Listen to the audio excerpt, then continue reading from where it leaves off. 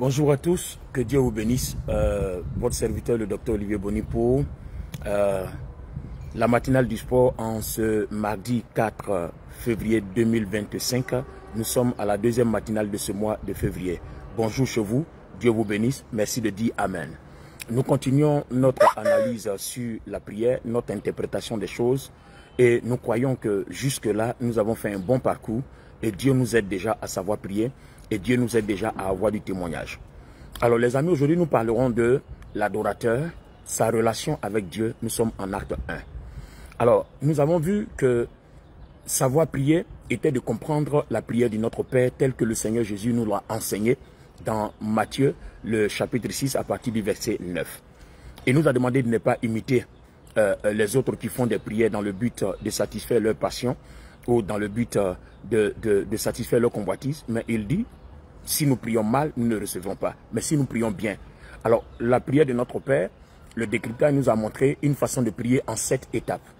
Et pour ceux qui ont suivi notre analyse jusque-là, notamment jusqu'à samedi dernier, nous avions parlé des différents sens, des différentes façons d'être connectés à Dieu, de laisser Dieu se révéler à nous, de laisser Dieu nous guider, et afin d'avoir un exaucement certain. Bien, aujourd'hui nous allons analyser autre chose. Aujourd'hui, nous allons analyser les différentes sortes de relations que l'adorateur doit avoir. N'oubliez pas, quand nous étudions la Bible de Genèse jusqu'à Apocalypse, les amis, ce n'est pas discutable. Ce que Dieu attend d'un enfant de Dieu, de sa créature, d'un chrétien et de quiconque, c'est une relation avec lui. Une relation avec lui. Celui qui a une relation, qui la cultive avec Dieu, celui-là aura tout. Quand je dis celui-là aura tout, les amis, je sais de quoi je parle. J'ai des témoignages, c'est évident et c'est manifeste. Alors, c'est quoi le problème? Quand on a divisé les 7 étapes de la prière de notre Père, pour un rappel, pour ceux qui nous prennent en marche peut-être à partir d'aujourd'hui, la prière de notre Père a 7 étapes. Numéro 1, notre Père qui es aux cieux. Numéro 2, que ton nom soit sanctifié. Numéro 3, que ton règne vienne. Numéro 4, que ta volonté soit faite sur la terre comme au ciel. Numéro 5, donne-nous aujourd'hui notre pain quotidien. Numéro 6, pardonne-nous nos offenses, comme nous pardonnons aussi à ceux qui nous ont offensés. Numéro 7, ne nous soumets pas à la tentation, mais donne-nous du malin, car c'est à toi qu'appartiennent dans tous les siècles le règne, la puissance et la gloire. Ça fait 7. Alors, on a divisé ces 7 étapes en 3 grands groupes. Alors, nous avons expliqué quel est le parcours de prière que nous devons faire à chacune des étapes. Et on a vu qu'à chacune des étapes, on peut passer des heures et des heures, des jours et des jours de prière. Donc vous voyez que le décryptage de notre Père nous permet de pouvoir avoir du temps dans la présence de Dieu et savoir prendre du temps pour que Dieu puisse nous absorber dans sa gloire. Vous voyez? Alors, ces 3 grands groupes de 7 étapes sont l'adoration, le service et la requête. L'adoration, comme Dieu est le commencement et la fin, parce que le Saint-Esprit se sert de ce principe-là pour nous aider à comprendre ce qui se passe dans notre Père. Dieu est le commencement et la fin. Donc notre Père qui est aux cieux, le commencement de cette prière, et la fin c'est « car c'est à toi qu'appartient dans tous les siècles le règne, la puissance et la gloire ». Donc le premier groupe qu'on appelle l'adoration, c'est « notre Père qui est aux cieux, c'est à toi qu'appartiennent dans tous les siècles le règne, la puissance et la gloire ». Donc vous voyez, nous devons l'adorer, nous devons le louer, nous devons le magnifier, nous devons le célébrer. C'est pour ça que nous lui faisons des cultes. Tous les sabbats, on a des rencontres spéciales où nous faisons des cultes pour louer Dieu, pour l'adorer, pour le célébrer. Alors, quelle est la conséquence de tout ça? Vous voyez, notre Père qui est aux cieux, c'est à toi qu'appartiennent.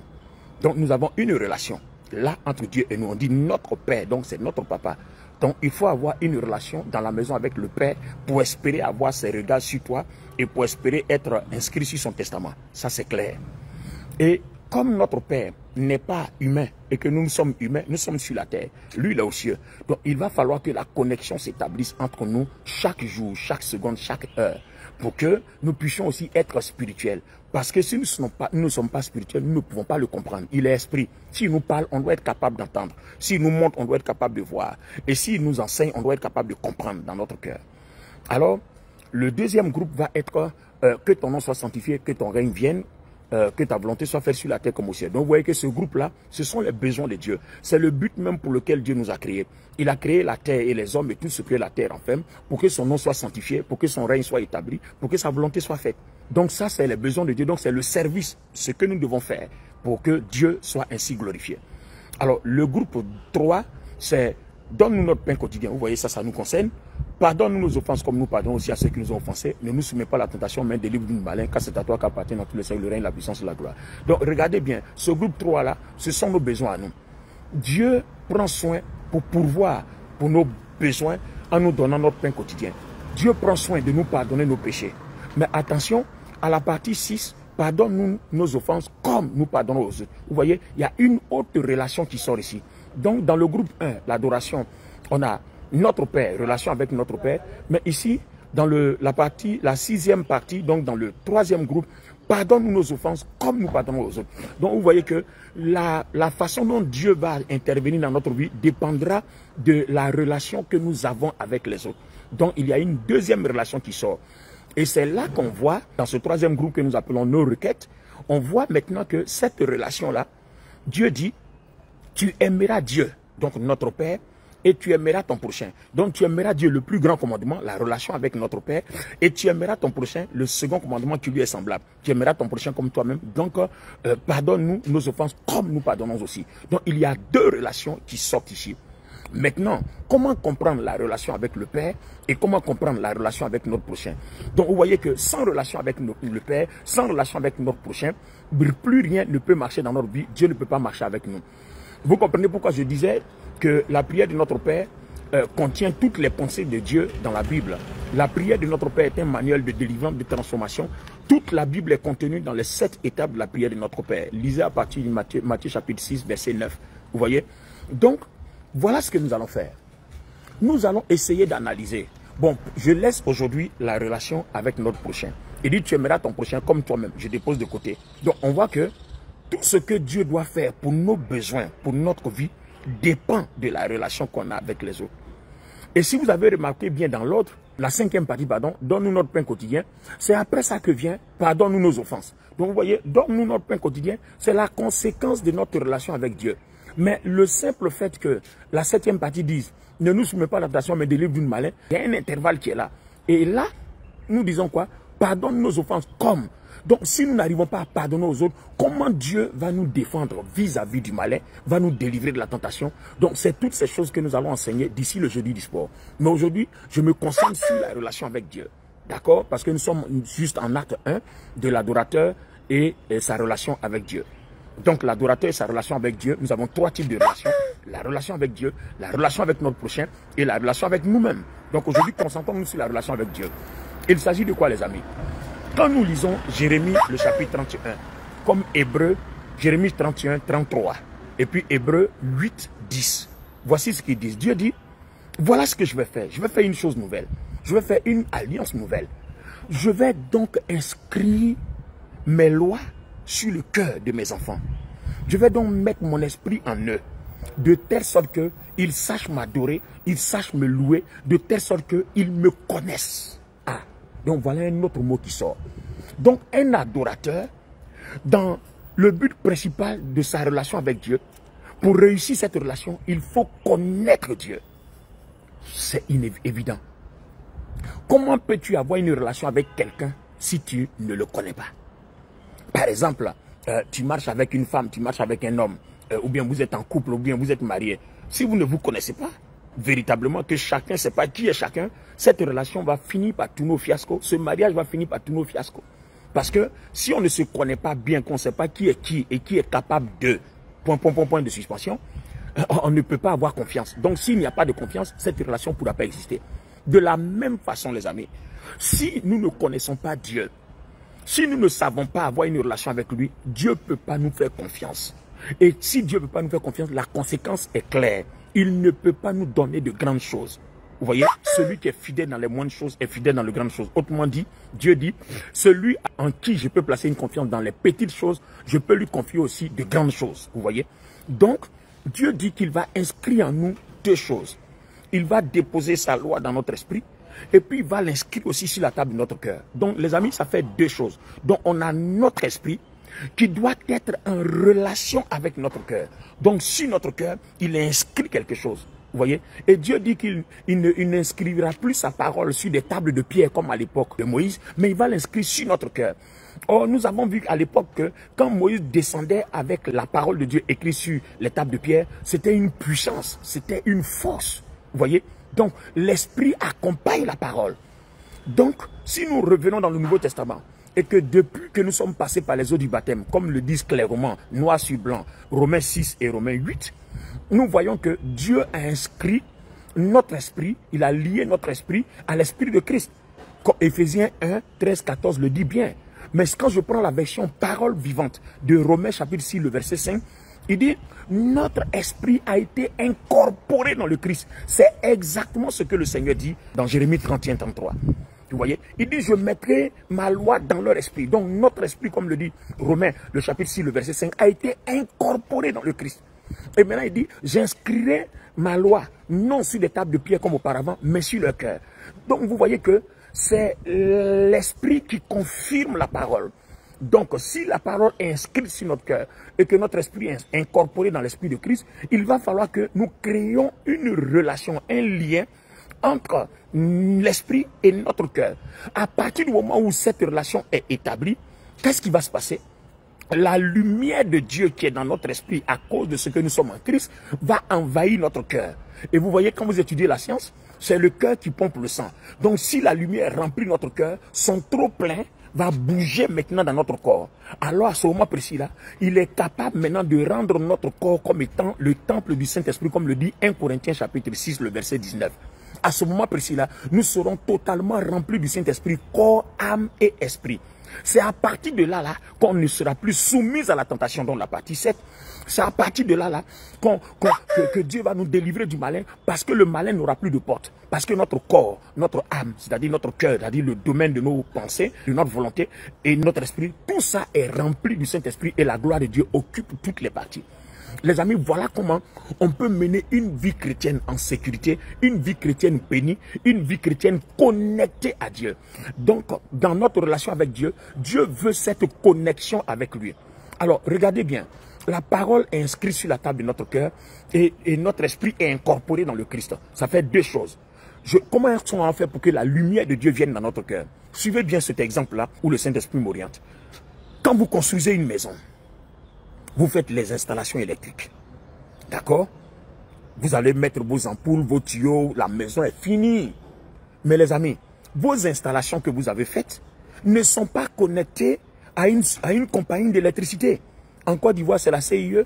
En France, c'est EDF. Il y a d'autres compagnies. Aux États-Unis, je ne sais pas le nom de la compagnie au Canada. Vous voyez, votre maison est construite, vous avez les ampoules, vous avez toutes les installations, sauf que ce n'est pas connecté à la source électrique d'une compagnie. Donc, aussi longtemps que votre maison ne sera pas connectée à la source d'une compagnie, les amis, vous n'aurez pas d'électricité. Et si vous n'avez pas l'électricité dans votre maison, votre frigo ne marchera pas. Votre gazinière, si vous utilisez une gazinière à courant, ça ne marchera pas. Vous n'aurez pas de lumière dans la maison. Vous n'aurez pas de chauffage pour ceux qui utilisent les chauffages électriques. Même tout ce qui est chauffage à vapeur et autres là, tout ça là a toujours un branchement quelque part. Donc vous voyez que sans l'électricité, vos appareils ne marchent pas. C'est la même chose. Notre corps est une maison. Notre corps est le temple de Dieu. Notre cœur est la maison de Dieu. Alors, dans notre corps, il y a tous les organes vitaux. Il y a les yeux, il y a les oreilles, il y a la bouche, il y a la langue, il y a les dents, il y a le cœur, il y a les reins, il y a les appareils génitaux, il y a le système, il y a le cerveau, il y a tout ça. Donc, c'est ce qui constitue frigo, plite, ventilateur, téléviseur, tout ce qui est dans votre maison. C'est comme ça en fait. Donc, dans notre maison, il y a tout. Maintenant, si notre esprit est incorporé dans le Christ, c'est là-bas que la source de l'électricité se trouve. La puissance de Dieu, la gloire de Dieu. Alors Dieu, qu'est-ce qu'il a fait? Il nous a aidés par pure grâce. Et c'est de là qu'on parle du message de la grâce. Donc par pure grâce, il a inscrit la parole sur notre cœur. Donc Dieu veut que nous lions, c'est-à-dire nous connections ce qui est dans notre esprit à notre cœur. Et comment connecter ce qui est dans notre esprit, dans notre cœur, pour que la lumière de notre esprit éclaire notre cœur et notre corps? Parce que quand nous avons été convertis, qu'on a été baptisés, Dieu a sauvé notre esprit. Mais c'est à nous de démontrer à Dieu que nous avons la foi. Donc notre foi doit concourir participer à la transformation de notre cœur et à la transformation de notre corps. Donc Dieu a sauvé notre esprit, il a transformé. Si on a la foi, on va démontrer à Dieu que nous voulons qu'il transforme notre cœur, qu'il transforme notre corps. Alors nous sommes en train de montrer les œuvres de la grâce par notre foi que nous avons envie d'être sauvés. C'est à ce moment précis-là que Dieu jette un regard particulier pour que sa gloire et son esprit nous inondent. Alors la question reste posée. Comment faire pour créer la connexion. À partir du moment où on sait que notre source est dans l'esprit et que il doit être connecté à la parole que Dieu inscrit dans notre cœur, si cette lumière-là n'éclaire pas notre cœur, c'est comme si on est en Christ, mais en fait, on n'est pas illuminé, on n'est pas éclairé. Donc, les esprits mauvais, les démons, les sorciers peuvent jouer avec nous, ils peuvent entrer dans nos maisons, ils peuvent faire tout ce qu'ils veulent. Mais une fois que votre maison que vous avez construite avec toutes les installations est connectée à une compagnie d'électricité qui fournit le courant dans votre maison, vous voyez, vous pouvez utiliser tout le matériel. Il y aura la lumière, il n'y aura plus de ténèbres. La maison, il fera bon vivre quand il y a la chaleur. Vous mettez le climatiseur. Quand il y a le froid, vous mettez le chauffage. Vous avez vu, il fait bon vivre. Donc, tant que l'électricité, la gloire de Dieu qui est dans notre esprit n'est pas connectée à notre cœur et que notre cœur ne diffuse pas dans notre corps, il n'aura pas la joie de vivre. Les maladies vont nous maltraiter, les démons vont nous maltraiter et tout ça va nous maltraiter.